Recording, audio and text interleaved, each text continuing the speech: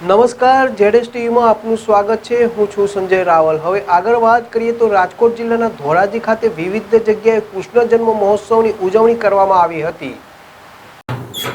જન્માષ્ટમીનો તહેવાર આપણને તે શુભ ક્ષણની યાદ અપાવે છે જ્યારે ભગવાન વિષ્ણુએ દ્રાપર યુગમાં કંસના અત્યાચારોથી લોકોને મુક્ત કરવા માટે કૃષ્ણ તરીકે જન્મ લીધો હતો। ધાર્મિક માન્યતાઓ અનુસાર બાલગોપાલના જન્મ સમયે ભાદ્રપદ કૃષ્ણ પક્ષ અને રોહિણી નક્ષત્રની અષ્ટમી તિથિ હતી, તેથી દર વર્ષે આ તિથિએ ભગવાન કૃષ્ણનો જન્મોત્સવ એટલે કે જન્માષ્ટમી ઉજવવામાં આવે છે। આ વર્ષે આ શુભ પર્વ 16 ઓગસ્ટ 2025 શનિવારે ઉજવવામાં આવેલ છે। આ શુભ દિવસે ભક્તો વિધિપૂર્વક ભગવાન કૃષ્ણની પૂજા કરેલ। જન્માષ્ટમીની સવારે શોભાયાત્રા યોજવામાં આવે છે અને મુખ્ય પૂજા રાત્રે 12 વાગે કરવામાં આવેલ છે।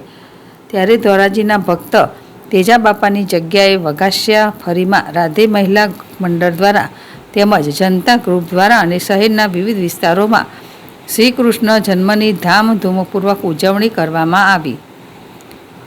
આ ઉજવણીમાં બહોળી સંખ્યામાં લોકો ઉપસ્થિત રહીને કૃષ્ણ મહોત્સવના ધામધૂમપૂર્વક ઉજવવામાં આવ્યો હતો।